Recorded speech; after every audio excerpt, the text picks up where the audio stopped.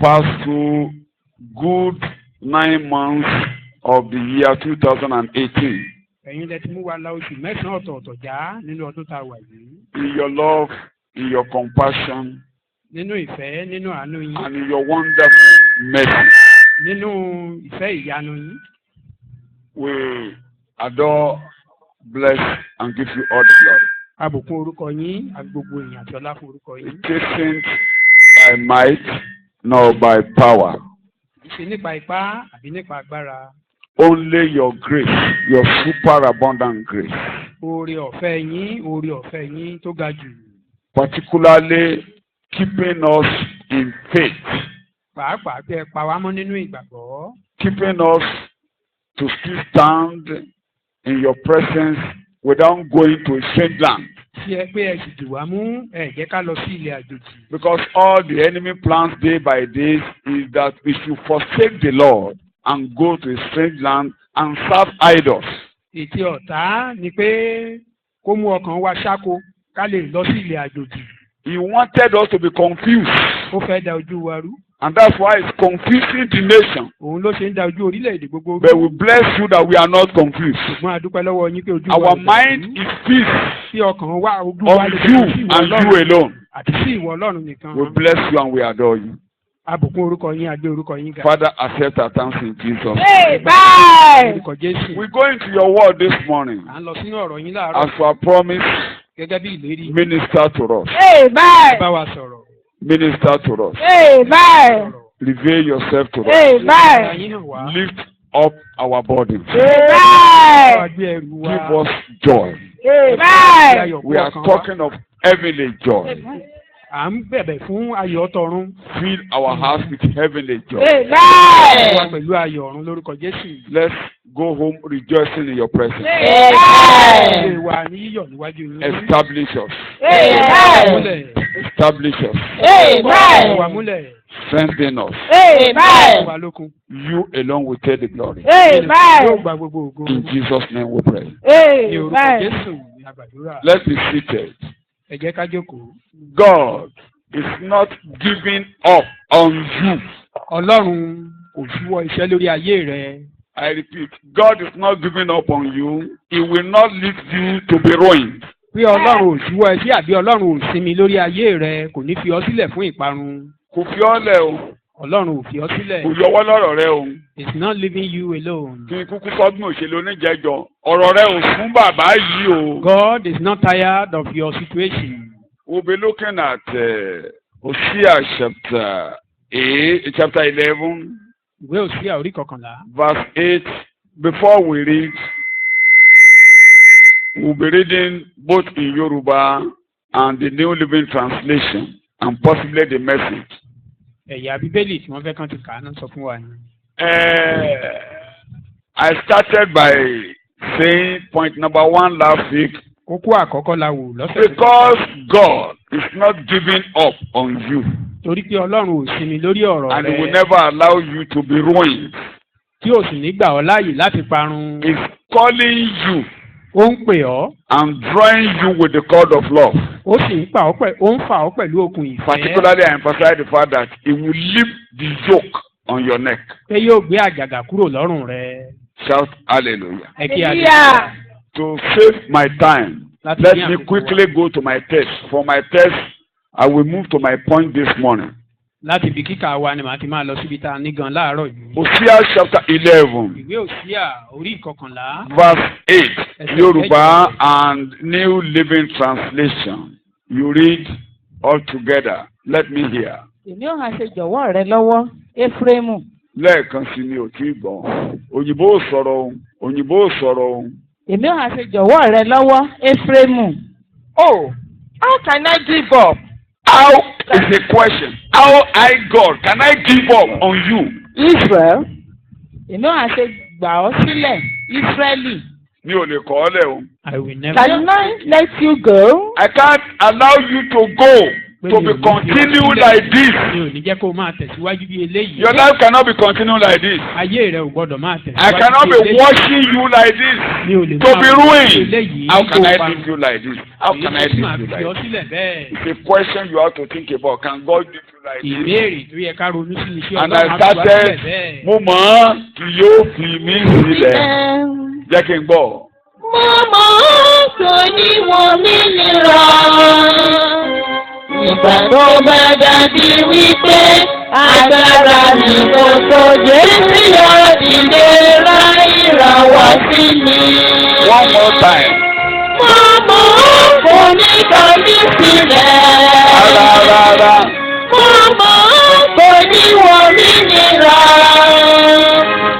Nígbà tó bá dàbí wípé agbára mi kò tó Jésù yóò dìde ìrànwọ́ sí mi.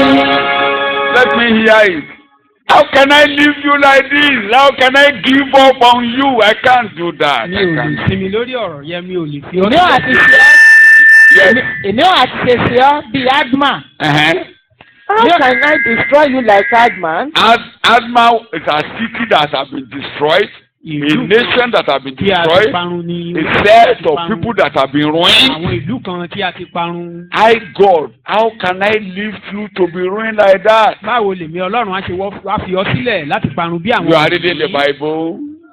How can I destroy you like Zebulun? Zebulun was destroyed. You will not be destroyed. Ó lè Amen. parun ṣùgbọ́n ìwọ ò ní parun. There's a language there that beats my heart. Yes, Ọkàn mi yí nínú mi. that is it. My heart is turned within me. That is it. Ìyọ́nú mi gbiná pọ̀. And my compassion overflows. Ọlọ́run lọ́kàn ń gbé náà. God said, Inú ń hó. he is tired. Ìyẹn ni pé ń tọ́kàn mi yí. Bí mo bá ń bínú tẹ́lẹ̀ mi ò bínú. He is Ọkàn mi yí padà. No more angry. O ò ní parun. You will not be ruined. Ayé ò ní lọlẹ̀. Your life will not go down. Mi ò ní fi ọ́lẹ̀ bó ṣe wà I will yìí. not leave you as you are. Ọlọ́run ló ń pinnu. God said he has determined. Pé ìpinnu ló ń pinnu. I have determined. Ísírẹ́lì borílẹ̀-èdè ni wọ́n bá sọ̀rọ̀ níbí yìí. God was talking to Israel as a nation here. Ìgbà tọ́lọ́run rí pé Éfúrémù bẹ̀rẹ̀ sí ń bọ̀rìṣà. When God discovered that Ephraim was Ó ń sọ bọ́n ṣe máa lọ sí ìgbèkùn. he has prophesied how they will go Ó to ní ibi exile. tẹ́ ẹ bá yé eyín dé yìí o. At your level now, Ó bí mi nínú gan. I'm so Ṣùgbọ́n angry. ṣé màá fi yín lẹ̀ ni? But then, will I leave you like this? Ṣé màá kọ̀ yín lẹ̀ ni? Will I forsake you like this? Ìyẹn wá jẹ́ kí n rántí wòlíì Àìsáyà That reminds me of Prophet chapter 49 Orí kọkàndínláàdọ́ta, ẹsẹ̀ kẹ́ẹ̀ẹ́dógún péré. verse 15 alone. Both in English and Yoruba will help me. Isaiah 49 Isaiah 49 verse verse 15 alone. Obìnrin ha lè gbàgbé ọmọ ọmú rẹ̀ That's bí? a mother. Can a woman, English, Can a woman forget her sucking child? can he forget a sucking child? Tí kì yóò fi ṣe ìyọ́nú sí ọmọ inú Can he rẹ̀. leave a child, a sucking child?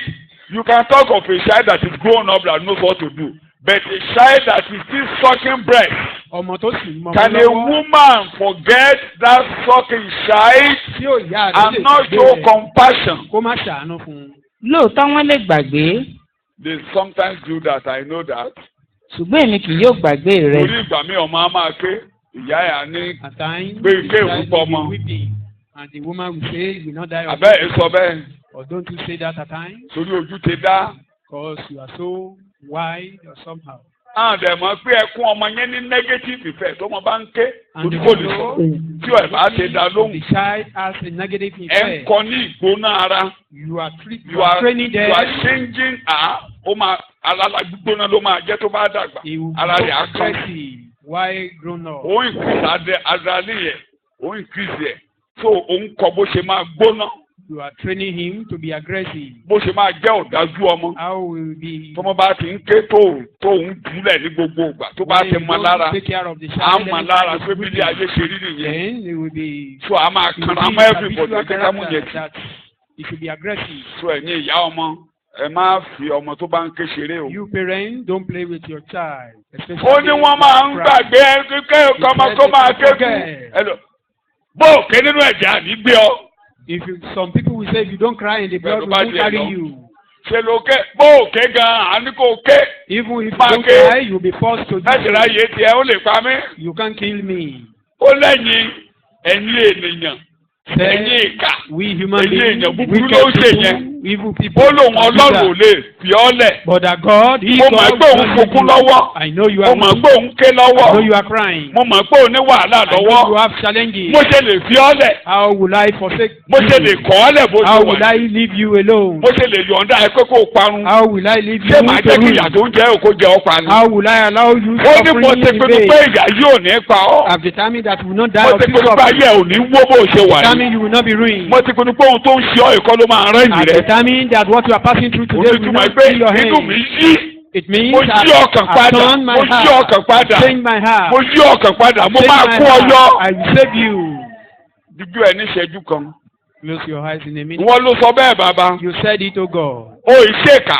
You are not weak. O ò lè fi mí lẹ̀ bí You can't eléyìí. forsake me like this. O ò lè kọ̀ mí lẹ̀ bí You eléyìí. cannot leave me alone. O ò lè yọwọ́ lọ́rọ̀ ayé mi o. You cannot withdraw your hand O from my mọ̀ life. ohun tí mò ń là kọjá. I know what I'm passing Eléyìí through. tí ẹnikẹ́ni nínú ayé ò mọ̀. Which no one on heart. Tí mi ò lè sọ fún èèyàn lórí Which ilẹ̀ I àdá cannot yìí. even inform anyone. O ò lè fi mí lẹ̀ bí mo ṣe wà You bàbá. can't leave me alone. Mo mọ̀ yẹn dáadáa I Ọlọ́run know àdá yìí. that. Ní orúkọ Jésù Kristi, Olúwa wa ni mo gbàdúrà. In Amen. Jesus' name. Shout Lord, we pray. hallelujah. Hallelujah. Mo jẹ́ kí mi tún lo àpẹẹrẹ kan lé ní àbí méjì Let bá me lè lò use kan one or two péré examples today. tó bá rò pé ó ti bọ́rẹ́jú. If you think everything is finished, Ọlọ́run ní láéláé ayé ò ní God is bọ́rẹ́jú. saying, no, it's not yet. Ẹ jẹ́ kí n tún fi Ísírẹ́lì ṣe àpẹẹrẹ. Let me use Israelite again, Níbi tí ọ̀rọ̀ dé dúró tó lágbára tán. where everything was so Bẹ́ẹ̀ tough. rò pé bóyá Ọlọ́run ti fi Ísírẹ́lì lẹ́pẹ́ kí tí wọ́n ń wó. You will think God has forsaken Israel. Àkọọ́lẹ̀ Bíbélì bẹ̀rẹ̀ sí í ṣe mú wọn lára sí ibi. The prophecy of Bible was fulfilling on them for evil. Thank you very much.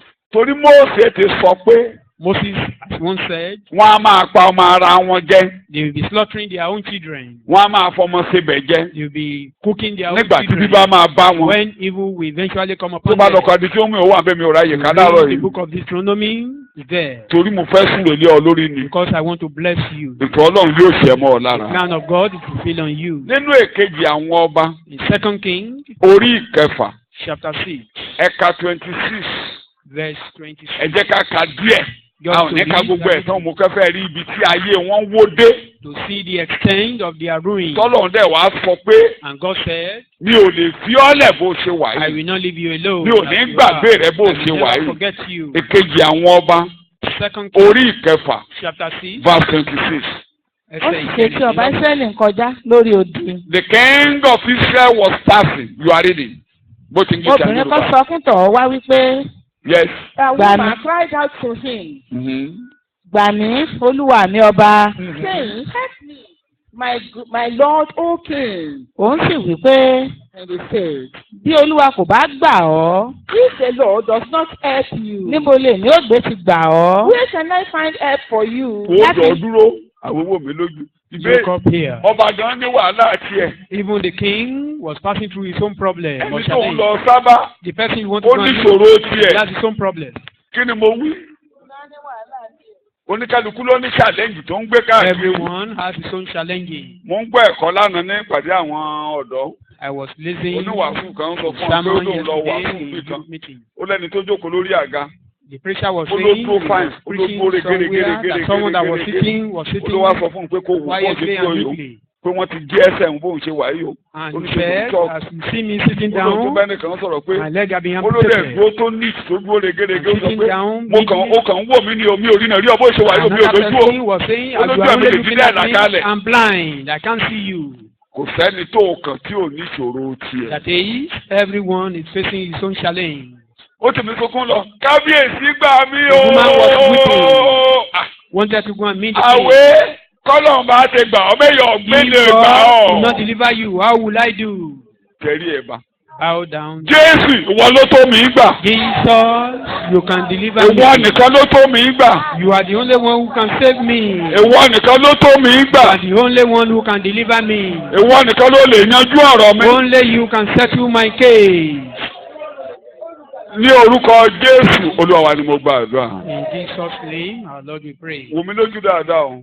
Look up here. Kò sẹ́ni tó lè ràn lọ́wọ́ jọ lọ́hùn. No one can help you. Tọ́lọ̀ ò bá dẹ̀ ti rán àyàn sí ọ. And if God didn't send anyone to Bó you, o kàn jàjàjà kò sí tó máa rí. you strive to no avail. Ọlọ́run ló máa rán àyàn sí ni. It's only God that Ẹ can mo send ti ẹ̀ message ká to you. kódà mo fẹ́ lift ẹ̀ gan sórí youth forum. Mo fẹ́ gbé sórí Facebook gan. I Bẹ́ẹ̀ wanted to lead mi ò ráyè, I was this too thing, busy this to forum, do that. but I don't have the chance. Nínú the word for today mo ti ka on Read it from the word for giving. today. Nípa Mo yàbàrà fífúnni, ní o digression. on giving. Nípa fífúnni.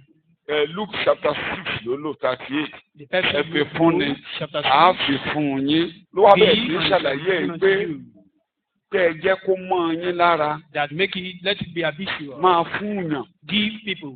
Yàtọ̀ sí pé òun fọ́lọ́run fún Apart Ọlọ́run from àwọn giving to òṣìṣẹ́ God, Ọlọ́run ó give pọ̀. to other Èyí people. tẹ́ bá tẹ̀ káàtìkù yẹn rí nínú ọ̀sẹ̀ tó If kọjá you yìí. read it, Ó ní èdè kan ló mú mi níbẹ̀. there was a language used Ó ní there. tó bá ti ń fi fún yàn. Ó When ní you wàá give máa to rí gbà. people, then you receive. Ó ní dandan ni ó lòfin ni ó ní wàá máa rí gbà. You must Ó ní receive when ṣùgbọ́n you give. má gbéraga. But don't be proud about it. Èdè gẹ́gẹ́ tí tó mú mi lọ́kàn That nìyẹn. is the language Ó ní there. má gbéraga. Don't be proud about Ó ní it. torí ẹni tó ò mà láá ní kó o gbà. Ó ní Because tẹ́ bá ti someone ní you kó o don't gbà. know, Ìwọ náà just gbà á. give you. Táwọn bá ti ní gbà. When they say Wọ́n bá ní pay, kó o gbé ewé take it. gbà á. They Tó bá give you jọ̀rọ̀ abẹ́nu vegetable. èmi náà fún lọ́la. Àwé gbà á. If they give you just Tí mo ní kó o ṣe. nylon, Ọlọ́run ló rán àyàn sí ọ. so God is me. God Tó o bá says, dẹ̀ ti kẹ́gàn ọ̀rá yẹn, and if ò you ní rí despise ńlá. it, if you despise it, you won't get Èmi that ni mo one. fi yẹn kún o. I only had that one. Tó o bá ti kẹ́gàn ọ̀rá. If you Tó despise o bá that ti ní kó o gbé nylon, ewé tó èmi. take this vegetable. Mi náà ní kó o gbé ewé. For me to take Ẹgbẹ̀rún vegetable, kí ni mo fẹ́ fi ewé ṣe ń wà lára What do I mi gbé want to ewé. do Àwé with it? gbé ewé. take it. Dúpẹ́ lọ́wọ́ Ọlọ́run. Thank God for that. Tí ó ti yí ọ. Kọ́ọ̀bà lò ó. Even Fún if ìtàn you rẹ. don't use it, Wọ́n náà give tó it ní to kẹ́lò fún another ìbò person. gbà. Give it to another person. Ẹni tó fún atúnyẹ Ọlọ́run lógo lórí ọ̀rọ̀ rẹ. Thank God concerning you. Èdè tí mo fẹ́ múlẹ̀ máa ń gbéraga. Don't proud. You are born to give out. Àbí wa láti fúnni. Give out. Fúnni. You will receive. Wàá sì gbà. Mo máa ń sọ ọ́nú ẹ̀kọ́. I do say it in my sermon. Ibi tá a dé lónìí. Where we are. Ọlọ́run ló ṣe wà bí bẹ́ẹ̀ kọ́. Is the Gbogbo ohun tí ẹ ní lónìí. need of God. Ọlọ́run ló ṣe. What you have Ta ló today lọ́lọ́run rí? is by God. Have you ever seen who among us Yeah. has ever seen God? Bóòlù Ọlọ́run ṣe rí nígbà tó ṣe fún ọ. Describe how God looks Bó like lọ́lọ́run when ṣe you ṣe? see that thing. Sọ bó lọ́run ṣe ṣe. O. Ó lu ọmọ. He used human beings. Ta ló lò? He used human Ta ló lò? Tó bá dẹ̀ kẹ́gàn àwọn tó lò. Wàá rí méjì sí. despise the person that he used. Then Tó he wọn bá expects débẹ̀ ni another pé one. Ọlọ́run ló máa gbà á o. It's God that will save Mọ́ta you. ló máa lò. But he will use food. Ta ló máa lò? He will use human beings. Ǹjọ́ mọ ènìyàn ọ̀hún? You know the person. Ẹ ò má kẹ́gàn ẹnikẹ́ni. Despise no one. Má gbéraga. Don't be Má sọ pé proud. irú ẹ. Don't say you. Gbogbo bá kù wá nìkan nínú ayé ọ̀run kí ìyà jẹ ọ́ pa. Ìyàwó ló máa jẹ ọ́ pa. remain you Olú alone. lè jọ́dọ̀ ẹ̀ gan láyé ẹ̀ ti máa dáa. It may be, maybe through him, God will lift you up. Ọlọ́run á gbà ọ́ o. God will deliver you. Ṣùgbọ́n á lu ọmọ. But he will use human beings. Mo bá débẹ̀ nìyẹn. That is Oh, the the man. point. And you don't know the Tó person. dẹ̀ mọ́. You don't know the person. Mo ló ṣe. Má gbàgbé ìtàn mi tí mo kà lọ́jọ́ kan. Don't forget the Ìtàn story Abuké I told you here. àti ìyá tí ọmọ ẹ̀ nù ṣe ẹ̀ ti rántí. And the woman Ǹjẹ́ that lost, ìyá tọ́mọ ẹ̀ nù mọ̀ pé Abuké ló máa wúlò the fóun? woman that lost Ew. son, Ó kàn mí gbé never búrẹ́dì. know that the Ó mi gbé hunchback lẹ̀. man will be useful for Abuké mi him. jẹ búrẹ́dì ẹ̀ dọ́pẹ́. The Kò sọ pé ó hunchback ṣeun. man will eat bread without Kò ló ṣe wá ní pé búrẹ́dì. simple thank you. Ìrètí èèyàn ṣe. The good you do A máa wá sọ́dọ̀ rẹ̀. will follow you. Bí èèyàn bá tún gbé ibi. And Ibi the bad òsì you kò do nú or ilé the rẹ̀. evil you do will reside in your house. Tó bá jẹ́ Yorùbá gan lọ́bìnrin ọ̀hún á ní. Even if the Ìpè ní woman ọkùnrin happens to iṣẹ́ lé mi be lórí a Yoruba mi. woman, maybe he will think that the man was Ó causing wá lóun á ro májèlé fún jẹ. The woman now decided to poison the Ìjọ tó hunchback fẹ́ ro man. májèlé sí búrẹ́dì They yóò ti ro. decided that Ó wá sọ búrẹ́dì yẹn kó wá ẹ̀ṣẹ̀ bread. wá. Ó yí ọkàn padà Eventually, pé òun ní ro He májèlé. threw away the bread and came. Ó wá gbé búrẹ́dì mi. Yeah, he Tó better tún dà ó one. tún ṣe ròjèròjè. Ọmọ ẹ̀ ló ń gbé dè péjọ kan lọ mọ̀ Adéta jẹ He was búrẹ́dì. keeping the bread for his Èrò ọkàn child. ẹ̀yẹn lọ́lọ́run dẹ̀ kú jẹ. Ọmọ ẹ̀ ló kúkú jẹ búrẹ́dì ọ̀hún. Eventually, the child ate the bread. Ìjọta gbòkè tún gbé búrẹ́dì ní gbígbóná. He did. Ó tó The mẹ́lọ. hunchback Ilé hunchback rẹ̀ ate the bread. ó ń bọ̀ o. Ibi rẹ̀ ò jáde nílé rẹ̀ The o. good you do. Ilé rẹ̀ á rìn lọ, á rìn padà. Ibi rẹ̀ ó wà nù yàrá rẹ̀ di ọ́. Wọ́n ló máa kórè ibi rẹ̀, kòtò tó gbà wọ́n ló máa jù sí. Ìwà ìkàrẹ̀ wọ́n ló máa jẹ́. Wọ́n tó tóbi jó lọ. Whatever you Ló wá rọ́mọ kan tó mí jílẹ̀ lọ́nà. do, Débi mi pa ìyá mi jẹ́ tó kú rẹ̀ tó máa kú. Èwo ló ṣe àwọ̀ ọmọ dying of hunger. Èmi ló mi pa mí.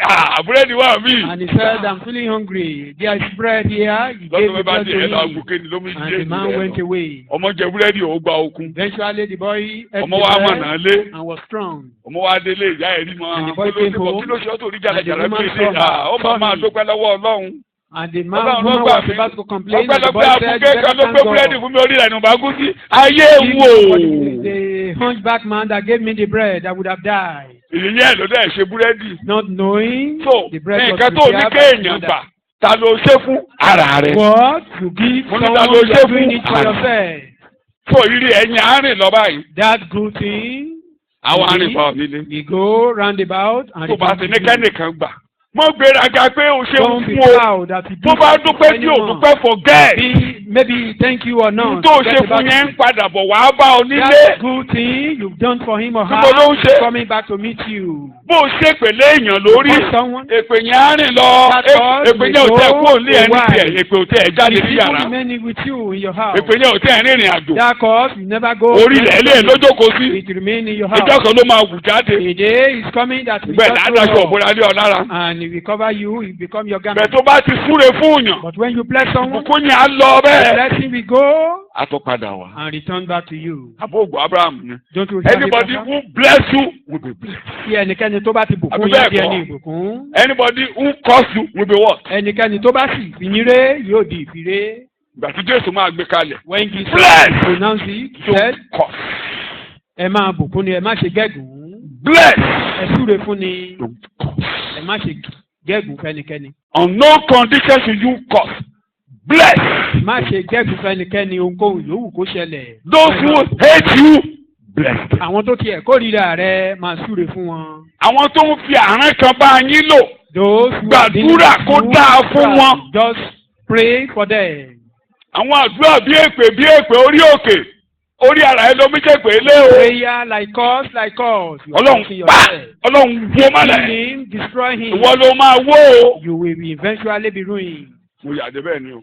That is just by the way. Olùtún bá kẹ̀dédé mi já lọ lórí títì. If Gbogbo I'm tá à ń not sọ lè going mọ́ yé wa. straight, you may not understand what we are trying So, to say.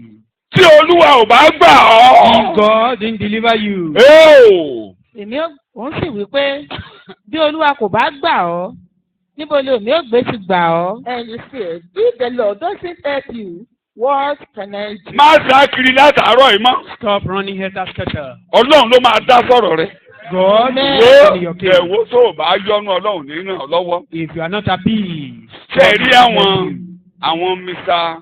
ẹ jẹ́ kí n lò ó máyì ní dárúkọ ṣùgbọ́n àwọn tó jẹ́ pé wọ́n ń bá ìjọba tó ń lọ lóde yìí tó jẹ́ pé ọ̀rẹ́ wọn ni yín nínú ìwà yìí pé tó bá nù tó ṣẹlẹ̀ bí ìyàwó president wa ò bá sùn dáadáa Jonathan ni ò jẹ́ òsì. Those who are going, that is, your lifestyle Ìjọba is tó wà just lóde with is going with Jonathan the ni àbí ṣe Jonathan present ni. political party or ruling party. Jonathan ohun tó ṣe ló jẹ́ kí wọ́n rí ìdì ìpínlẹ̀ Ọ̀ṣun. Is it Jonathan that caused the rigging that occurred in this state? Ṣé ẹ rírú àwọn yẹn? Such people, Wọ́n ń láyọ̀, wọ́n ń tẹ̀síwájú. they cannot be joyful. They can't move forward when you are with something. Tí èdè mi lè má yọ, àwọn tó bá ti sọ pé kí ni kí wàhálà ti dé ó ti dé. Problem has come. Ọlọ́run ó mọ̀ sí. Stop. God, you know about it. Kọ́lọ́hún mọ̀ sí kan tó dé bá. Didn't God know about what we are Ẹ̀yin ń gbà kọ́lọ́hún mọ̀ sí. It's because we don't normally look at it that way. Ìwọ ló fà á. You are the causes. Àwọn èèyàn Usually ń we tẹ̀síwájú. don't. Mo ní wọ́n yìí ṣe bó ṣe nà kárí. Mélòó ló nà sí ọ?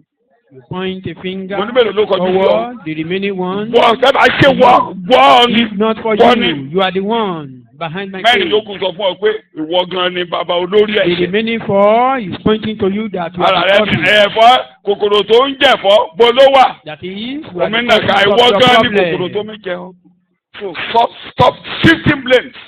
Ká ṣíwọ́ kíkà bí ara wa. The only thing to need kí ọ̀rọ̀ bá ti dé kọ́kọ́ jẹ́ kínú ẹ̀ dùn pé mo What mọ̀ ọ́n kò ní kọ́ anytime mi anything yẹn. happen. Wíbẹ̀ mo mọ̀ ọ́n. Certainly, Oníwọ̀ mi ní ọ́. Hey! Nígbà tó bá dàbí wípé agbára mi kò tó Jésù yọ ìdè rán ìrànwọ́ sí mi. Jóòbù ní ó mọ ọ̀nà tí èmi ń tọ̀ You know, my ẹ̀yin mélòó ló máa pọ́lọ́run mọ ọ̀nà tí ẹ how ń many tọ̀? of you know that God knows the way you tẹ́ ẹ̀ mọ̀ pọ́lọ́run rí lè mọ ojú ọ̀nà tẹ́ ń gbà á lọ. ojú ọ̀nà ẹ̀kú ojú ọ̀nà kò tó yan ọlọ́run mọ́. all those way you are ìdílé lórí ẹsẹ̀ wípé ọlọ́run ó mọ ọ̀nà tí èmi ń tọ̀. say before God. ó You mọ God, bí tí you mo know wà ó mọ my ojú path. ọ̀nà tí èmi ń tọ̀. know the path I'm ó trekking. mọ̀ You ó know mọ̀ it. You know it. ó mọ̀. You know it. ìgbà tó bá parí iṣẹ́ rẹ When you finish. ó pa mí When lẹ́rìn-ín. you finish. You will ìgbà make tó me bá laugh. parí iṣẹ́ rẹ When you finish with ó me, pa mí you will make lẹ́rìn-ín. me laugh. In Jesus' name we pray. Ní orúkọ Jésù. Sàmì yẹn kó kalẹ̀ dáadáa. Amen. Ṣùgbọ́n bá ti lè mọ̀ yẹn, Once that is the said, next thing tó máa mo ti ń bẹ lọ́ọ̀ mo ti fi kọ́ra mi. I train Bọ́rọ̀ bá myself ti on that. dé, Anytime anything happens, bí èdè tí mo níyàwó mi máa ń lò nínú ilé. like the language of Ànídàdí my wife, gbàgbé ẹ̀. that I should forget it. Kódà mo ti sọ di Madamu gbàgbé ẹ̀. I've even nicknamed her like that. Torí èdè ẹ̀ ni gbàgbé ẹ̀. Gbàgbé ẹ̀. Màá ní sà ní gbàgbé ìwọ gẹ̀ẹ́fà. Àníkí máa mọ̀ sọ̀rọ̀ burúkú o. Kí ni mò ń mú jáde ni pé What are we trying to bring out here? the next assignment, what do you want me to do? Pé ìbéèrè tá a béèrè ni pé kí ló fẹ́ kí n ṣe? What next? Kí ni mo pè? Ìgbésẹ̀ wo ló kù? Ó ti ṣẹlẹ̀, ó ti ṣẹlẹ̀. It has happened. It has Kí ló happened. fẹ́ ṣe lé lórí? What do you want to do about it? Ó dẹ̀ ràn mí lọ́wọ́. And it Mo sọ really lójú helped mi me. several times. I've said it here. Ìjọ crisis Then ló you say ṣẹlẹ̀ sí wa ní 2012 and that was what happened to me. the crisis that happened. Bó in ṣe dúró báyìí mo 2012. dúró, mo wá síwájú ìta. What next? What do you want me to do? I stood outside. I was asking God. Kò fún tó what kàn mí next? kí ló fà á? I don't really. I Tún don't bá need mọ ohun to tó fà á kí ni mo question fẹ́ God. If I know what caused it, what do I want Ẹ o, to do? ìgbà tí wọ́n sọ pé ṣe ni wọ́n ju bọ́ọ̀mù mi hàn. Ẹ He gbàgbé said yẹn. it was a bomb. I said forget about that. Ẹ gbàgbé yẹn. Wọ́n ní ká lọ gbé àwọn bọ́ǹbù ẹ̀sà tí wọ́n kí wọ́n wọlé ẹ̀bẹ̀ wọ́n ní bọ́ǹbù ẹni ẹ He gbàgbé. said we should go and Bàámu invite kí a mo bomb fẹ́ ṣe? expert. Even if I know it's bomb, Bọ̀dá mi what do kẹ́ I ní want bọ́ǹbù to ni. do? Bọ̀dá mi kẹ́ dìde, ó dìde, ó lọ gbé lọ́ọ̀yà dìde, ó ní ká pe nẹ́fà lẹ́jọ́. He goes up that we should. Ó lo time. We should Ó wá bí ó wá rí them. mi. Ó tún lọ ra credit tó bá mi sọ̀rọ̀ for almost 1.5 hours. You discuss with me. Ó ní gbogbo nǹkan tó máa ṣe. Ó ní gbogbo nǹkan lá. Ó ní onígbàgbọ́ ni o. He's a believer. Ó ní okòfin tó kàn òun. Ó ní bíbélì ọ̀tọ̀. Ó ní Said that òfin you are ìjọba bad. ọ̀tọ̀. Ó náà gbọ́dọ̀ dín pẹ̀lú òfin. We must go according to the law. Ẹ ṣe sà. I said thank you. Mi ò bá jẹ́yàn. I never argue with him. Kí mo ní mi ò ṣe. Mo ní mi ò ṣe. Àkàméye ilé tó ti jó lẹ́yìn ìgbà tèmi. 100 of houses have burned after that. I stood before God. Kí ló ní lọ́kàn bàbá? What do you have in mind? Mo ṣe dó níwájú ìta nìyẹn. Kí ló ní lọ́kàn? To the front of the house. Ohun tó wà lọ́kàn Ọlọ́run tó What sọ do fún you mi have lọ́jọ́ in òun. mind? What do you Òun think ló that bí is? boys quarter yẹn. Was what bring about? Bí náà yẹn ṣe ń jó, kí ló wà lọ́kàn rẹ̀? As the house was burning, What what does do you it have have in mind, in O God? Ìkejì, Second one, or secondly, mo bọ́ síbi ìta gbangba níbi. I was outside there. Olúwa, Said God, mo mọ̀ pé òun ṣiṣẹ́ lọ́wọ́. I know you are Ṣùgbọ́n ohun working. tóun ṣe ò tí ì yé mi. What you are doing, I Mo don't fẹ́ mọ̀ understand díẹ̀ nínú ohun yet. tóun ṣe. I want to know What just is that? a little. Iṣẹ́ lòun ṣe mo mọ̀ pé You are òun working. ò I tó know you gbé. are working. You are Òun not bá thinking ṣẹ́ of kan lọ suffering. ṣùgbọ́n kò tí ì yé mi. Mo But fẹ́ I mọ̀ don't díẹ̀ bẹ́ẹ̀. understand what you are really doing now. Orí fíìdì yẹn ni yèmí ti sí. Then my heart was Mo tí wọ́n mi ò ní opened. sọ details. I said it, Sàn fi ìrìn àjò mọ̀mọ́ hàn mi. and Ìrìn the àjò journey ọmọ tó kọjá of my lọ. mother and my little Orí fíìdì yẹn ni friend mo was ti mórí revealed unto balẹ̀. me. Pé tó bá ti rí bẹ́ẹ̀, If Olúwa ò that ṣe be the ìyẹn mo fi case, bọ́ síwájú yín. thank you, So, Lord. gbàgbé ẹ̀. Forget about it. Kí ni mo ṣe kó sí? Ìgbà tí wọ́n sọ pé ilé ibẹ̀ yẹn ṣe ló ń rí ni, ó máa gbé ni jẹ. They said Tó the bá ti padà house síbẹ̀ is gbogbo wa ló this mọ̀. and that. Gbàgbé ẹ̀. I said, forget about that. Ogun dìde o. Though there were Wọ́n mú battles, sọ fọ́lọ́run pé but I told God, ogun tó ń dìde this battle tó ní kí n padà sí ilé àjòjì. that he said I should go to Kí straight n lọ fún Ọlọ́run mìíràn. to go and Ìwọ serve ni other wọ́n ń bájà, gods. wọn ò bá They are mi jà. waging war against you, not me. Ta ni wọ́n ń bájà? They were fighting God. Mo ní ta ni wọ́n ń bájà? They were Nítorí fighting náà God. mi ò ní ìjà lórí ọ̀rọ̀ I yìí. have no Ogun rẹ fight. ni Olúwa. It's your battle, O God. Ọlọ́run ló logun tó kù. The battle Ta ló lè lé èso of kù? God Ee o, is of ìbá God. jẹ́ yẹ, ìbá jẹ́ ènìyàn, ìbá jẹ́ ẹnikẹ́ni, ta ló logun tó kù? The battle is of Ṣùgbọ́n God. Ọlọ́run o létò fún mi ṣé kò létò fún ayé rẹ o dẹ̀ lè fi mí lẹ̀ tó fi ọ́ lẹ̀ sọ bẹ́ẹ̀ o lè fi mí lẹ̀ o tó mi gbà o dẹ̀ máa kó mi yọ ọwọ́ rẹ ni ayé mi wà ayé mi ò lè dàrú ní orúkọ Jésù Kristi Olúwa wa ni a gba àdúrà. Ẹ jẹ́ ká wá ka ìtẹ̀jẹ́ báyìí kó yé wa. Wọ́n ń kà á lọ ìkejì ọba orí kẹfà náà ń kà á lọ. Wọ́n ti dé 25 Bíbélì ń sọ̀rọ̀. Ó sì ṣe kí ọba Ísírẹ́lì ń kọjá lọ lórí odi.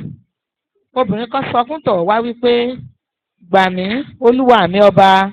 One day, as the king of Israel was walking along the wall of the city, a woman called to him, "Please help me, my lord the king." Òun sì wí pé, bí olúwa kò bá gbà ọ́, níbo lè ní ògbé ti gbà ọ́ láti inú ilẹ̀ ìpakà tàbí láti inú ibi ìfúntí. If the Lord doesn't help you, what can I do? He retorted, I have neither food nor wine to give you.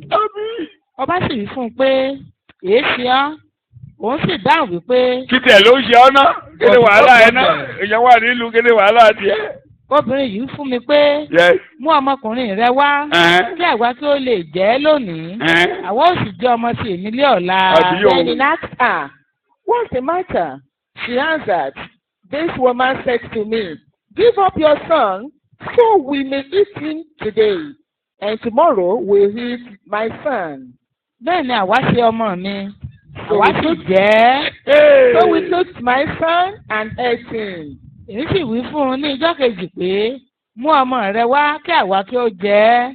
Òun sì fi ọmọ rẹ̀ pamọ́. The next day I said to her, "Give up your son so we may eat him," but she had eaten him. Ó sì ṣe. Ó ti tó ibi tí Israẹli dé dúró nígbà yẹn ni. That was the condition of Israelites. Gbèrò pé ìyá tí ìjẹ́ ọkọ̀ máa fún ọmọ jẹ. I don't think your own. No, ṣé wàhálà ẹ ti dé pé kẹ́ẹ̀rọ sì tán ọmọ kankan jẹ. Or has he reached to that? Kódà ọ̀pọ̀lọpọ̀ yín ò tí ì jẹ yàtọ̀ sí pé bóyá ṣe lẹ fi ṣe ògùn bà tí ebi ò pa yín jẹ ìbẹ́pẹ dúdú. Apart from the fact that maybe you use it for something you never eat unripe purple before. Ìbẹ́pẹ dúdú yẹn due to suffering. Tí ò tí ì gbó tán. Lẹ́yìn ìkùlé ká ẹ̀ tí kí ládé kan kẹ́ẹ̀dẹ̀ dé bẹ́ẹ̀ oúnjẹ ọ̀sán oúnjẹ àárọ̀ oúnjẹ ọ̀sán. That's your breakfast, lunch. Ebi ò tí ì pa yín débẹ̀. You've never reached ìyà ò tí ì jẹ́ ó débẹ̀. You haven't reached to that level of suffering. O lè gé dúdú sómi o kó fi ṣe oògùn bá o. You may use it for malaria. Ṣùgbọ́n kì í ṣe pé kò gbébẹ̀ dúdú kò ní jíjẹ ti dé lónìí. Not that you are suffering or you are told destitute to that level. Israẹli débi pé kò ń ṣe pé wọ́n jẹ ìbẹ́pẹ dúdú nìkan kò sí ìbẹ́pẹ dúdú tó máa jẹ. There is no even unripe purple for Israelites. Obìnrin tó bá jọkùnrin ọkùnrin dájú. It has getting to the level of. Ọkùnrin lè lóun abí mi ṣùgbọ́n obìnrin máa ń rántí 2 minutes. Kí ni mo pè? Obìnrin máa ń rántí 2 minutes. But women. Má jẹ́ ká tó ju òṣìlẹ̀ wọn. Wọ́n máa rántí 2 minutes yẹn. The labouring period. Bí wọ́n ti rántí 9 months, wọ́n rántí 2 minutes. They can't remember the 9 months. Obìnrin bí a sọ pé tó ń mọ́mọ́ ẹ̀ báyìí tí wọ́n dé. If a woman tó dẹ̀ ń jẹ́. could slaughter his own child. Tí mo ló ń ṣe. And eat it. Tó mi rùn ún jẹ. Ọlọ́run wá dìde. Lóòrọ̀ ọjọ́ kejì. On the second day. Wọ́n ké lọ ọba wòlíì wọ́n náà ọba fẹ́ pa wòlíì. Even the king want to kill the prophet. Ìgbà tí wòlíì máa dáhùn. When the prophet answered. Wòlíì máa wọrí mi ò fi wọ́n lẹ̀. God told the prophet that don't worry. Mo kàn fẹ́ kárí pé mo wà láàyè. I only want them to know I'm alive. Wòlíì ní ẹ lọ sọ fún ọ pé níwòye ọ̀la. Go and tell them. Kó bí owó gàrí. Tomorrow. Kó bí owó gàrí. A cup of gàrí. Á di 20 kobo. We become 20 kobo. Tábà sọ yẹn báwo, a ní ha. If we should say that now. Ẹnìkan náà ní ha. Many people will say sọ pé ha. Someone said that then. Kẹ wá bọ́ sí orí keje. In chapter 7. Ọlọ́run á fi hàn pé mi ò fi yín lẹ̀. God revealed unto them that is with them. Àwọn tẹ́lẹ̀ ń kọ́kọ́ yọ̀ lọ́wọ́ gẹ́gẹ́gẹ́gẹ́gẹ́gẹ́. Ẹni tó rò pé ayé ẹ̀ kọ́kọ́ máa bàjẹ́ ayé ẹ̀ kọ́kọ́ dá ayé ẹ̀ máa dá sọ bẹ́ẹ̀ fúnra rẹ̀. Nothing to write home about. Tell yourself it will be well with me. Ṣé ọ̀kẹ́tẹ́ náà bá fẹ́ sọ yẹn? Wàá rò pé olówó ńlá kan lọ́lọ́run máa lò àbí bẹ́ẹ̀ kọ́. Tani Ọlọ́run lò adẹ́tẹ̀ mẹ́rin. God used 4 lepers.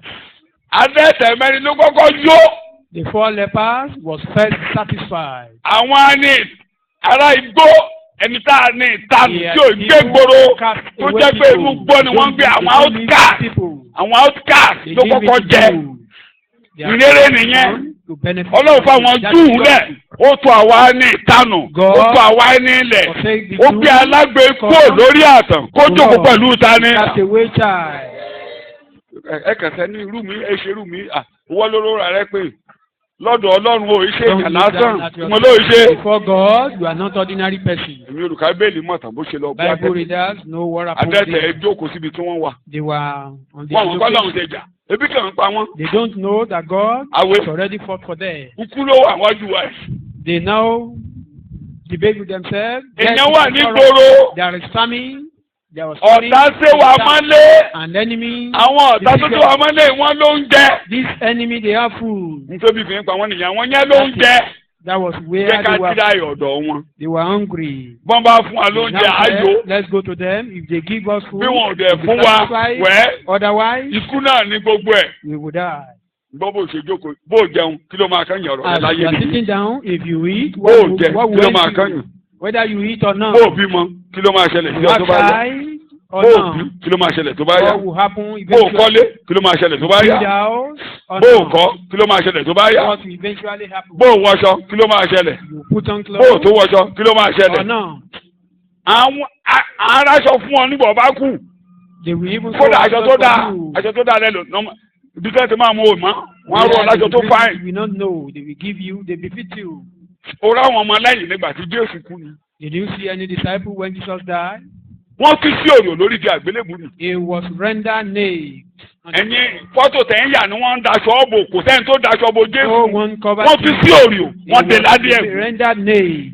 And kò sí ọmọ lẹ́yìn was kankan. upon them. None of the disciples were there. àwọn ọmọbìnrin tó ń dá tó ń tọ́jú ẹ̀ wọn ò lè That were taking yọjú. care of her or him. They were nowhere to be found. wọ́n gbé ní òrì obìnrin ọkùnrin They took him ó dẹ̀ lọ naked. ẹnìkan dẹ̀ daṣọ bò.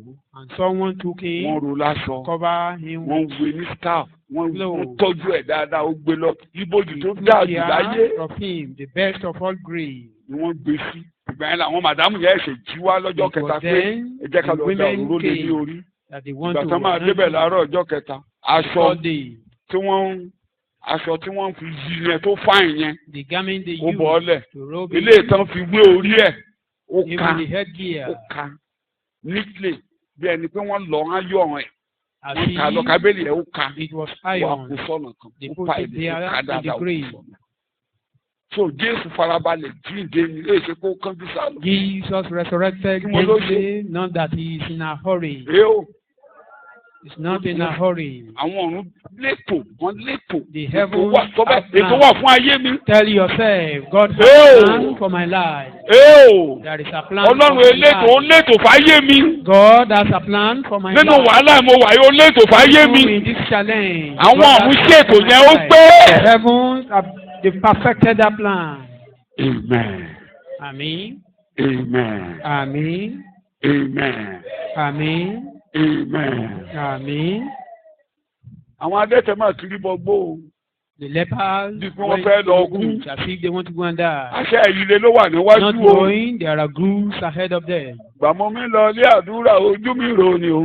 gbàmọ́ mi tó ibẹ̀ bọ̀ ọ̀rọ̀ mi mọ̀ dáyọ̀. sọ bẹ́ẹ̀ láàárọ̀ ọ̀rọ̀ mi á dáyọ̀. Tell yourself, my case becomes Ew. true. I'll be joyful. èèó My case ẹ becomes ò with joy. ṣe la máa ń dìdí jura ẹni sílẹ̀ fún Jésù. You surrender yourself.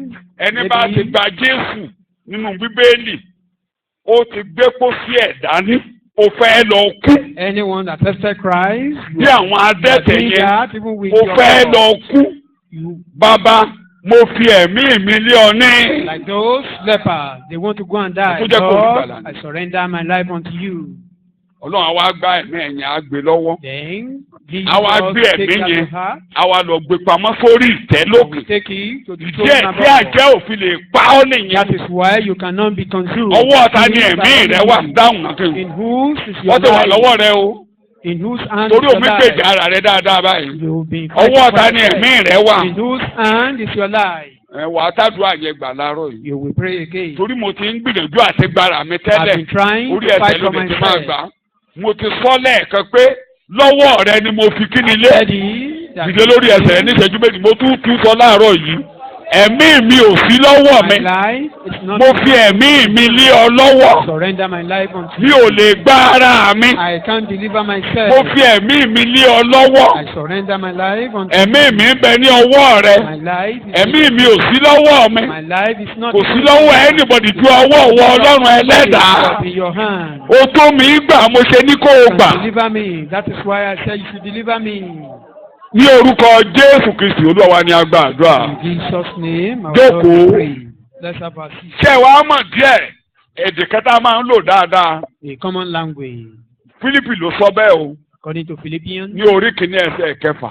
Chapter 1 verse 6. Ẹni tó bẹ̀rẹ̀ iṣẹ́ rere yóò parí. He that has started the good work. Ìgbà tó wá dọ̀dọ̀ Tímótíù ló wá ní ohun tí mo fi lé e lọ́wọ́. He said what I've handed over béèrè to you. kí ló fi lé Ọlọ́run lọ́wọ́. What have you handed over to God? kí ló fi lé lọ́wọ́ lọ́jọ́ ìgbàlà. Ask yourself, what did you hand over to him in the day you were saved? mo ní kí ló fi lé lọ́wọ́ lọ́jọ́ tó gbà What did you hand over to him the day you were saved? ó ní Paul nígbà tí ogun dìde sí Second Timothy ní tó dàbẹ́ ni pé ṣe ló máa kú tí gbogbo wàhálà dé inú níbi dídìde níbi ó ní kéde kẹta mi lójú ohun tí mo fi lé e lọ́wọ́ yóò pamọ́ títí di ọjọ́. What I gave unto him, he will kí ló fi lé e lọ́wọ́ till then.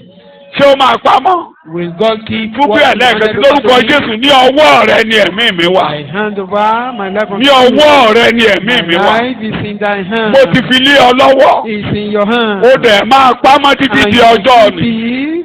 ó máa pamọ́ títí di ọjọ́ ni. lọ́wọ́ rẹ ló wà lọ́wọ́ rẹ ló wà kò sí lọ́wọ́ ayé. It's in your hand. ní orúkọ Jésù Olúwa wa ni mo gbàdúrà. In Jesus' jẹ́ ká mi yẹ kanlẹ̀ dáadáa. so kí ni mò ń mú jáde lábẹ́ ẹ̀pẹ̀rẹ̀ What are we trying to ẹ̀yin náà rí bẹ́ẹ̀ yẹn pé Ọlọ́run fi hàn pé èmi ò kọ̀ yín lẹ̀ o. You can see that God is saying, ọ̀tá tó dúró yín wọ ká ó gbáriwo ogun. the enemy that besieged ọ̀tá tó bá jókòó lórí ayé rẹ̀ yóò gbáriwo ogun. they don't know anyone that is sitting upon your life. Ọlọ́run ló jà. Hear the noise of war. God was fighting for them. orí yẹn máa kẹ́kọ̀ọ́ àìlẹ́ lórí. That will be our foundation. ẹ jẹ́ ká fi yòókù dọjọ́ mi ẹ̀kọ́ àárọ̀ yìí ibi tó ń bá abadé rẹ̀ àmà lọ. Sermon for Àìsáyà Òsíà orí ìkẹwàá orí ìkọkànlá Hosea chapter ẹsẹ̀ ìkẹwàá verse 10. wọ́n á fi èdè kan kún ní ẹsẹ̀ ìkẹta ẹsẹ̀ ìkẹwàá ní apá kìíní ẹ̀ ni mo fẹ́ lò orí ìkọkànlá ẹsẹ̀ ìkẹwàá Bíbélì sọ̀rọ̀. Wọ́n máa tẹ̀lé Olúwa. They will follow the Lord. Yes. Òun ó ké ramúramù bíi kìnìún. mo ń gbọ́.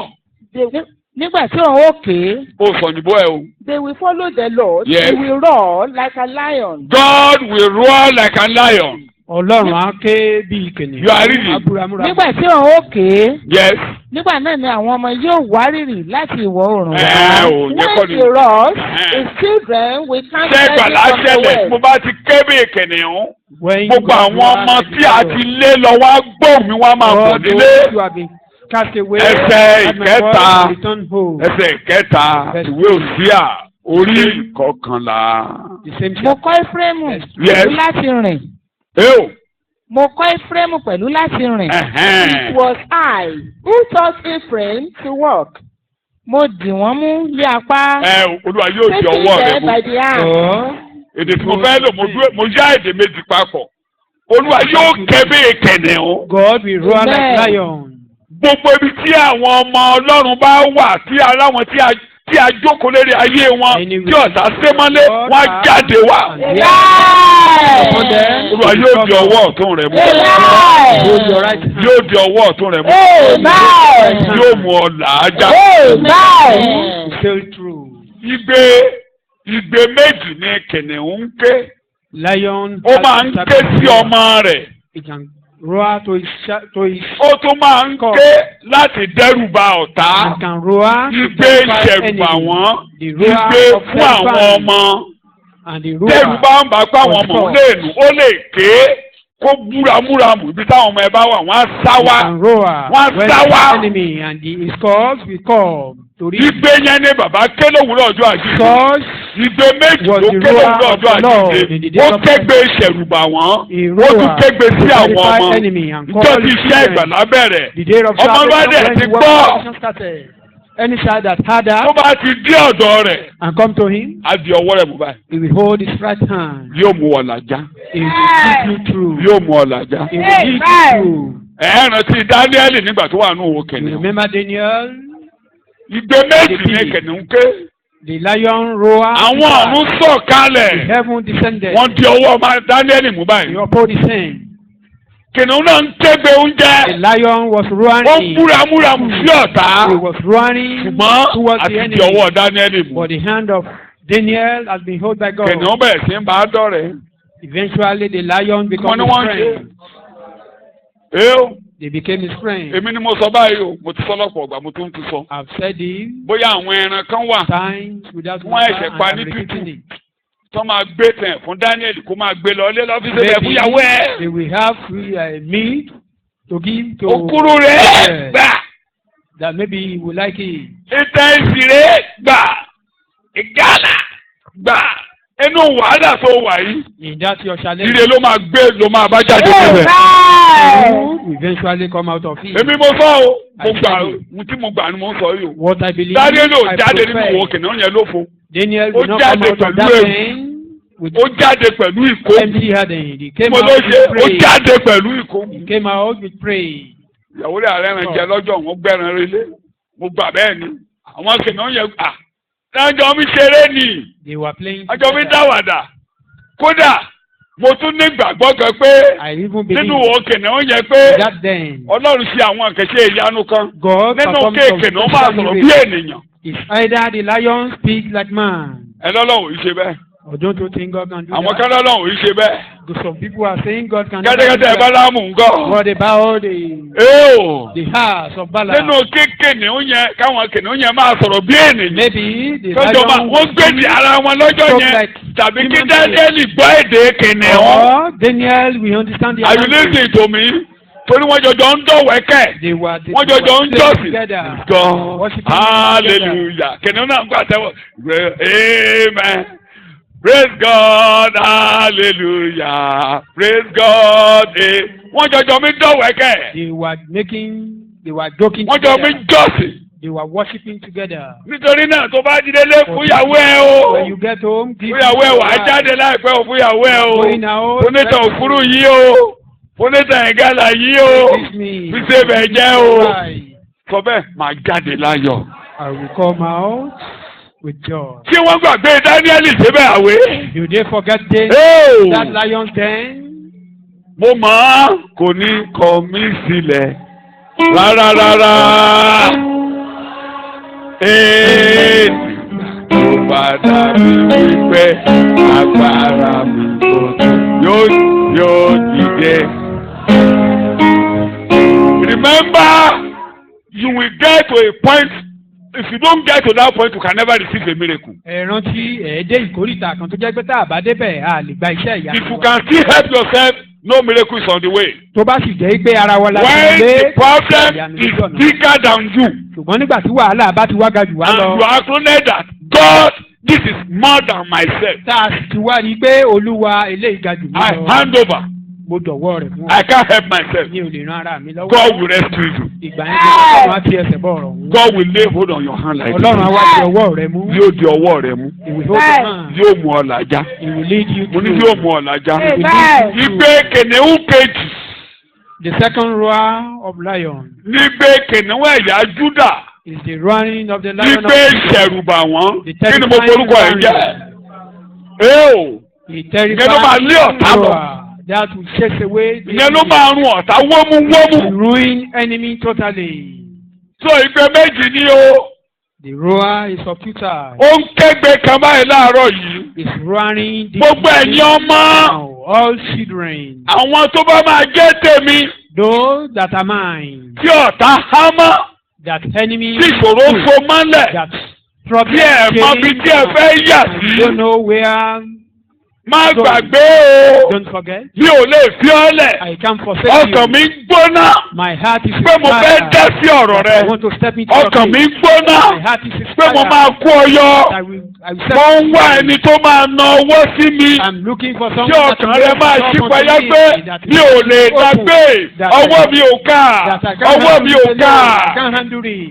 àwọn yẹn Ọlọ́run fẹ́ rí ọwọ́ wọn báyìí. God wants to see tó bá ní them. kó o nawọ́ báyìí o lè nawọ́ kọ́kàn ẹ̀ má nawọ́. If I say you should raise up your hand, you may raise it and your heart may not be open. o lè sọ pé mo nawọ́ mo nasẹ̀ kó o má jẹ ẹ̀ náà You open your kankan. hand and even your feet. ṣùgbọ́n Ọlọ́run ń wá àwọn tó nawọ́ nínú. ó ní màá lé ọwọ́ rẹ mú. That I will hold your hand. Màá fà ó jáde. I will lift you up. Bí a ṣe fa Jésù jáde nínú ìbòjú Olúwa yóò fà ó yọ nínú wàhálà tó. Out of the grave, God will bring you out. Ipò tí Dáníẹ́lì wà nìyẹn. That was the position. Tí Ọlọ́run fa jáde nínú òkè God náà. brought him out of the Tó fún ní ìyà ẹ̀ nípa ẹkún. and gave him. Ìyè lọ́lọ́run kọ́kọ́ fi dá ọ lọ́lá. God gave you eternal life. Á fún ọ ní ìyà ẹ̀ nípa He will ẹkún. give you eternal Bá life. ti fún ọ ní ìyà ẹ̀ nípa Once you are ẹkún. given the Á yí ẹ̀yàn ọ̀tá rẹ the padà. enemy will turn Á back. ṣẹ̀rù bá ọ̀tá. He will terrify your enemy. Torí ológun ni Olúwa. God is a mighty Olúwa àwọn ọmọ God. ogun ni orúkọ rẹ̀. Sọ bẹ́ẹ̀, ológun lolúwa. Ìyanu ni orúkọ rẹ̀. Ológun lolúwa. Olúwa. Ológun lolúwa. Ológun lolúwa. Olúwa ni orúkọ rẹ̀. Ológun lolúwa. Tí ò ń ké lọ́wọ́. Is shouting. Bóyá rẹ ni tí ó jẹ́ pé Maybe you will see ipò tó anyone wà ò tẹ́ that lọ́rùn is not satisfied with tí ò lè ran ara ẹ̀ lọ́wọ́ and can't help himself.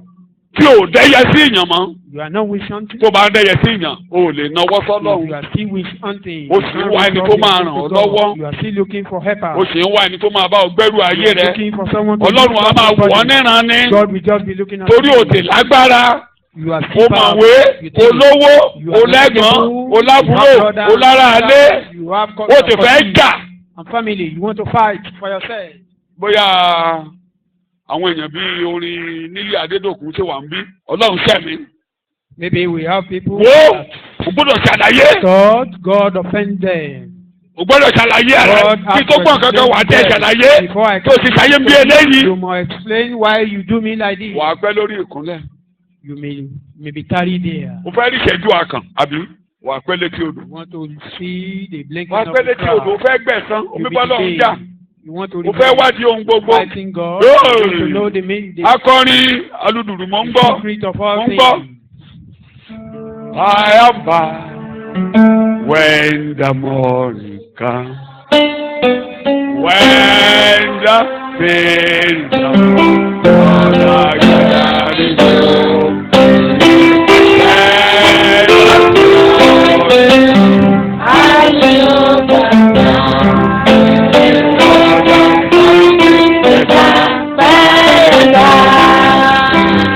I am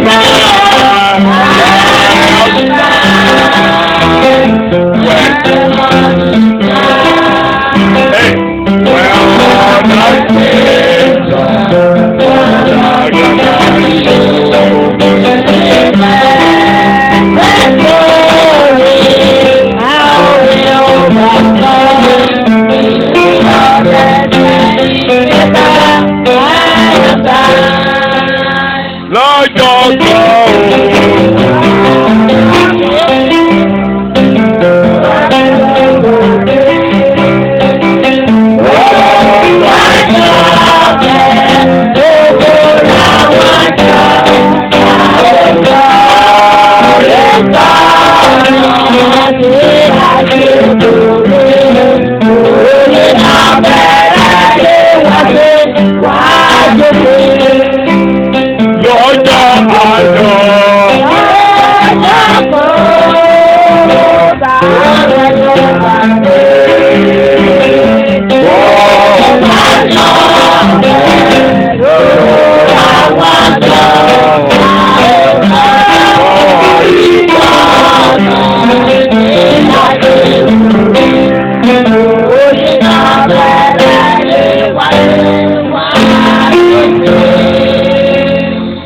ẹ̀kọ́ mi ò ní gùn púpọ̀ ṣùgbọ́n Ọlọ́run fẹ́ di ọwọ́ àwọn kan mú láàárọ̀ yìí God want to hold hand of tó o bá lè rìn yóò kọ́ ọ ní rìn If you can't walk, tó o bá mọ ibi tó o lọ yóò mú ọ làjà it will lead you through.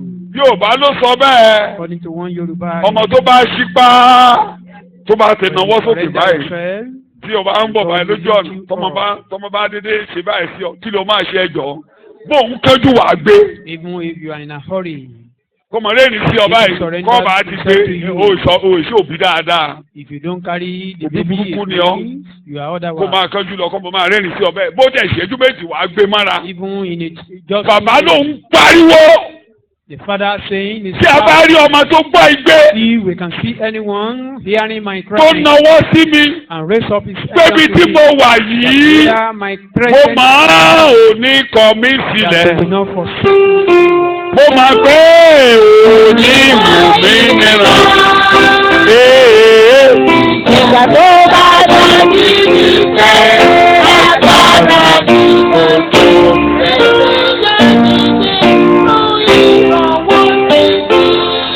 Mi ò lè ránra mi lọ́wọ́. Mi ò mọ ilé tí wo ṣe.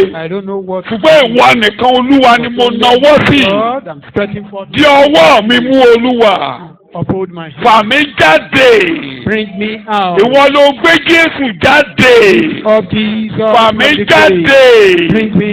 Fà mí jáde. Di ọwọ́ mi mú bàbá. Fà mí gòkè. Ibi tí mo wà mi ò lè rárá mi lọ́wọ́. Mi ò lè gbéra mi sókè. Dìde kó gbà mí jáde. Dá sọ̀rọ̀ mi Olúwa. Dá sọ̀rọ̀ mi Olúwa. Lọ́wọ́lọ́wọ́ ìrànlọ́wọ́ ní ìgbà ìpọ́njú. Olúwa dá sọ̀rọ̀ mi Olúwa. Èmi gbà pé ó ń gbàdúrà o. Torí ò bá mi sọ̀rọ̀ ń bá Ọlọ́run ẹlẹ́dàá sọ̀rọ̀. Ọlọ́run ẹlẹ́dàá dẹ̀ ń gbọ́ ohùn láàárọ̀ yóò ń gbọ́ ohùn kẹ́lẹ́kẹ́lẹ́ bí èdè tán lò fún aláàárọ̀. Ó ń gbọ́ ohùn kẹ́lẹ́kẹ́lẹ́ láti inú ọkàn. Ó dẹ̀ rí àwọn tó ń nawọ́ sí wọn tí ò dẹ́yẹ sẹ́nikẹ́ni.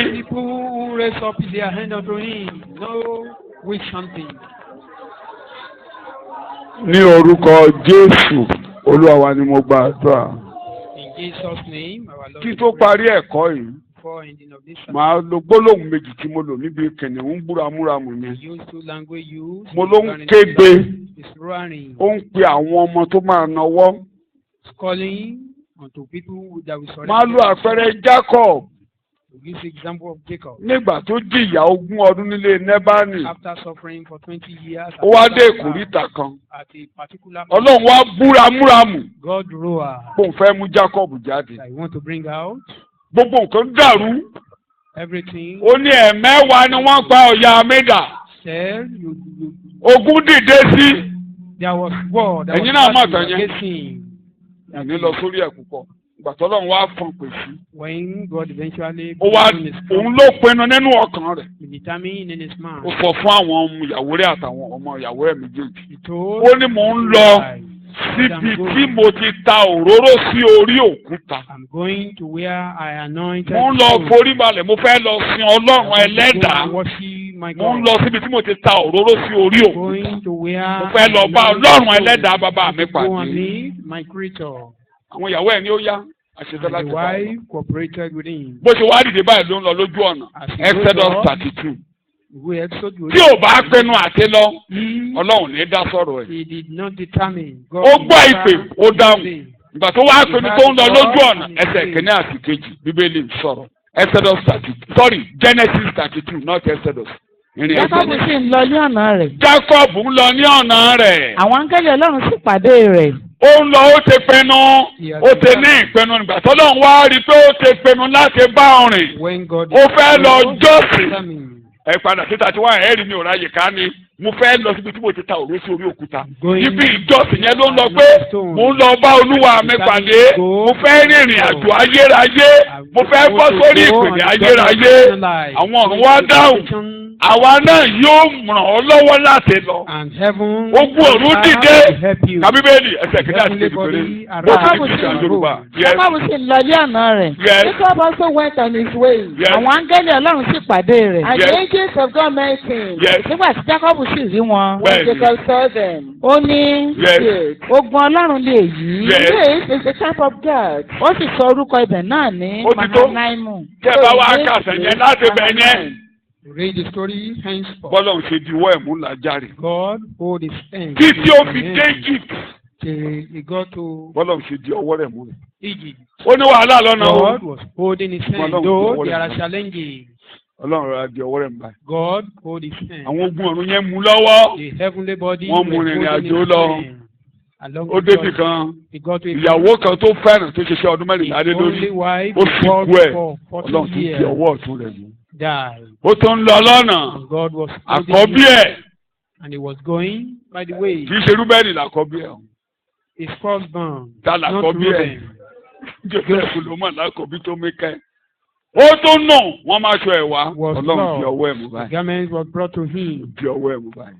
and God was holding his hand. ta ló máa nípinnu ọkàn bíi Jacob láàárọ̀ yìí. Who will be so bí ayé determined kan tó like kù that yìí náà this morning? èmi náà fẹ́ dúró lórí ìpìlẹ̀ àwọn àpọ́stélì. To stand upon mo the fẹ́ dúró foundation of lórí the ìpìlẹ̀ tí Jésù fi sílẹ̀. I want to stand lórí upon the ikú oró foundation rẹ of Jesus, lórí ẹ̀jẹ̀ upon tó the dálẹ̀ blood of lórí the Lord, agbára tó gbé ọ dìde upon the tó power ò of padà rí God, ìdè and bàjẹ́. never see ìwọ corruption. Ọlọ́run tí ò jẹ́ kí Jésù padà rí ìdè bàjẹ́. God that never allowed láàárọ̀ yìí dá God sọ̀rọ̀ to ayé mi. step into my cage. mo dìde láti tẹ̀lé ọ lẹ́yìn. I rise pé wàá to diwọ́ mi mú láti mú mi la ayé já. wàá mú mi padà sọ́dọ̀ Ọlọ́run níkẹyìn ayé. eventually return. Ọlọ́run fẹ́ gbóhùn àwọn bẹ́ẹ̀ láàárọ̀ yìí. ní orúkọ Jésù ni mo gba àdúrà. In Jesus' name, àdúrà méjì mo fẹ́ gbà fún ọ kí n tó parí ẹ̀kọ́ yìí. two prayer points. lórí ohun tí mo sọ yẹn lè àdúrà àkọ́kọ́. On what I've just said is the first inú ọkàn yẹn ló ti máa nípinnu yẹn o. my determined right tó bá within tọkàn yẹn wá pé mi ò lè dárìn. from your heart that I can't go on. ẹni mo ṣe sọ́lẹ̀ kan mo ní wọ́n di ọwọ́ Jacob. You know, I said the wọ́n kọ́ bó ṣe máa rìn. was old by God. Mùnàkà ní òsì àyè.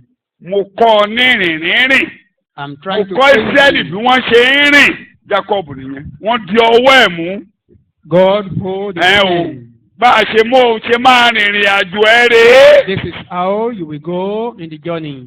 ẹ̀yin bẹ́ẹ̀ Such people ní kòríta bí tó bára ẹ̀ láàárọ̀ yìí. at the junction. òun ló fi sọ you fún Ephraim now nígbà tí gbogbo wọn wá ń ṣe bó ṣe wù wọ́n Ephraim, mi ò lè fi ọ́ lẹ̀. that I can't èmi forsake ni mo you. kọ́ ọ nírìn.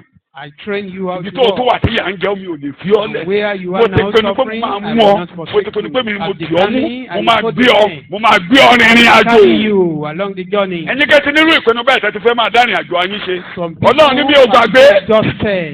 torí wàhálà ojú yín dàrú. Because you are being ẹ ti ń wò ta You are looking now. ẹ ti ń wojú ẹlòmíì. You are looking at other people. láàárọ̀ yìí This morning, o tún pinnu ṣe. Ọlọ́run ní mo pinnu lérí rẹ. you are I now can't leave you. determined I again. can't leave you. Pé mi ò lè fi ọ́ lẹ̀. tó bá ti pinnu bẹ́ẹ̀ Olúwa mo padà dé o. Lord, I return. mi ò lè dá rìnrìn àjò yìí o. I cannot go on this lé ọwọ́ mi journey mú alone. o. Hold my hand. mo dé o bàbá. I've come to you, mo tún God. kọ̀ mí tara mi mo ní mi ò mọ ilé tí mo ṣe ó dọwọ́ rẹ sẹ́ lórí ẹsẹ̀ rẹ. àdúrà bẹ́ẹ̀ lórúkọ Jésù Olúwa. níwọ̀n tó bá nírú ìpinnu bẹ́ẹ̀ mi ò fagídí mọ́ dìde o mo fẹ́ kó gbàdúrà ni o. dìde lórí ẹsẹ̀ rẹ kó bá Ọlọ́run sọ̀rọ̀ orí ẹ̀ ni mo fẹ́ gbàdúrà àkọ́kọ́ lé lórí láàárọ̀ yìí. ní orúkọ Jésù ni mo gbàdúrà. láàárọ̀ yìí gẹ́gẹ́ bí ìlérí rẹ This morning, according to your ogun ọ̀run kó yọ sí yín láàárọ̀. heavenly appearance, gbogbo ẹ̀yin tí ẹ ti nawọ́ nínú ẹ̀mí those who have stretched tí ẹ nawọ́ sókè tí ẹ ní ẹ lè dárìn surrendering ẹ̀mí mímọ́ kò di ọwọ́ yín mú.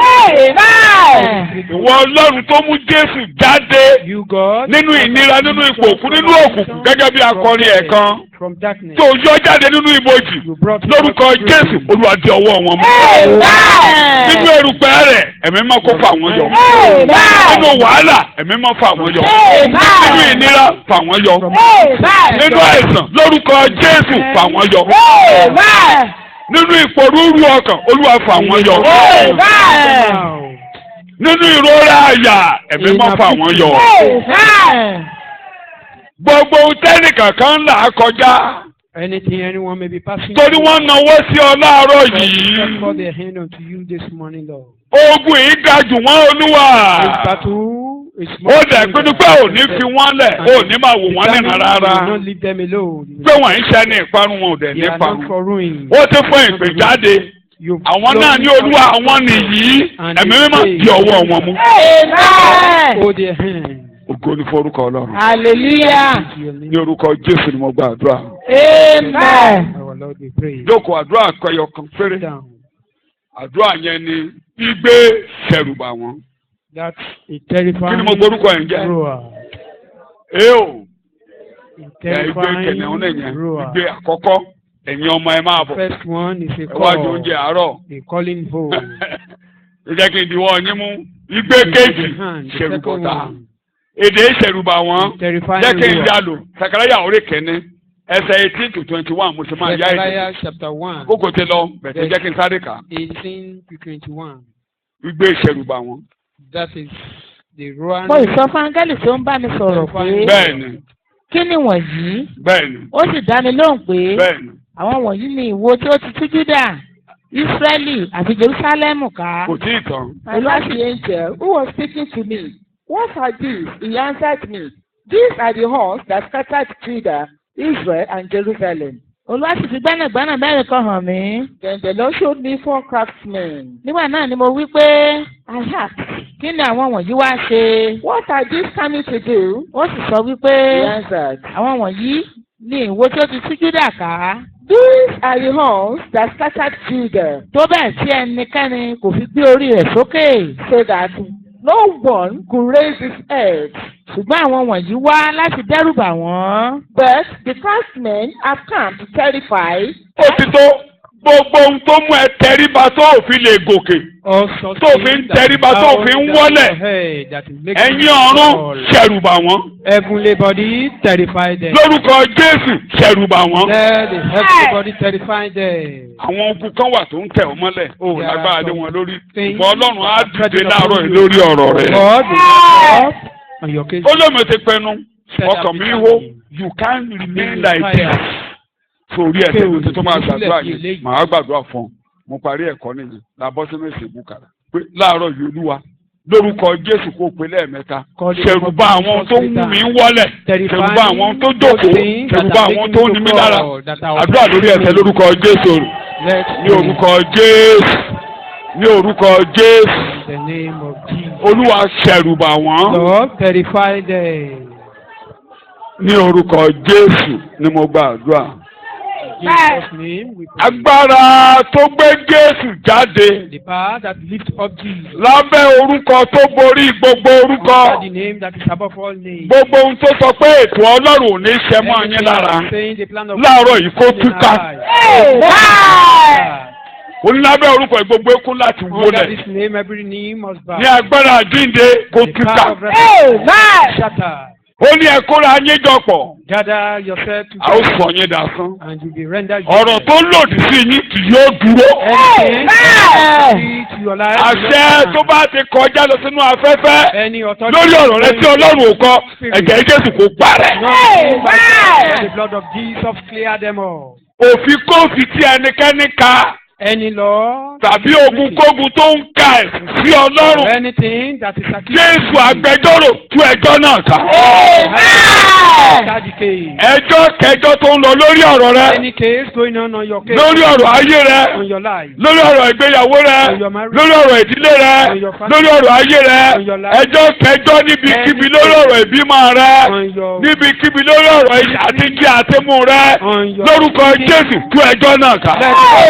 of Jesus.